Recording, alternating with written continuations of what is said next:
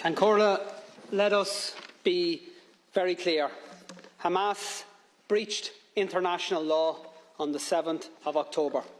Hamas targeted innocent civilians in the most callous and inhumane manner, and their actions have been rightly condemned by right-thinking people across the world. But we should also be very clear. Israel has breached international law, not just on every day since October the 7th, but virtually every single day for decades. Israel occupies Palestinian land against international law. Israel blockades Palestinian territory against international law. Israel builds and expands illegal settlements against international law. Israel enforces an apartheid system that restricts the movements of Palestinians and denies their fundamental rights against international law. And Israel regularly and systematically attacks and kills Palestinian civilians against international law. So the question that must be answered by all of us in political life is this: how does the world respond to flagrant abuses of international law? When it comes to the horrendous war crimes of Hamas, the response was very clear and very consistent. World leaders queued up to say Israel has the right to defend itself. One after another repeated the words, the great and the good, including our government: Israel has the right to defend itself. Repeated in statement after statement, tweet after tweet, despite the full knowledge that those words have become contaminated.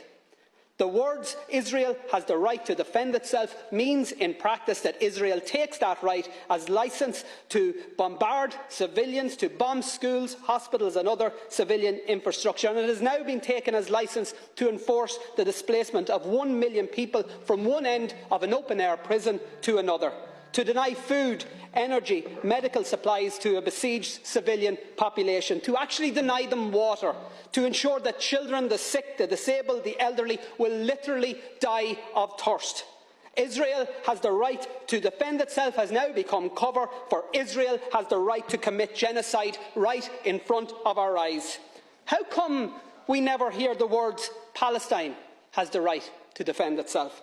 Not when a humanitarian flotilla bringing essential supplies to Gaza is met with a military assault and the murder by Israel of 9 unarmed activists.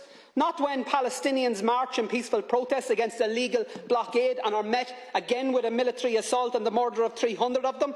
Not after the countless bombings of Gaza by Israeli forces. Not even when Israel targeted and murdered 4 little Palestinian boys playing football on a beach. And not when Palestinians were dragged from their homes and forced to watch as those homes were destroyed to allow for new illegal Israeli settlements on lands that are clearly defined in international law as part of Palestine.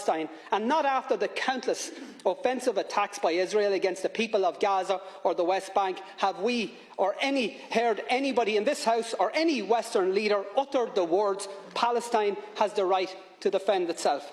And why not? And by the way, I'm not asking you to say those words, and in fact it's just as well you don't, because we all know that the people of Palestine can't defend themselves. Not against one of the most powerful military forces in the world that is backed up by even more powerful military forces.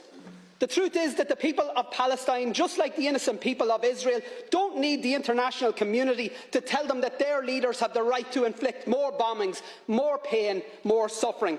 They need the international community to say stop, to say release the hostages, to say stop the bombings, the siege, the slaughter. They need the international community to tell Israel to stop the blockade, stop the apartheid, stop the annexation, to stop the genocide. And they need countries, Taoiseach, to lead the way.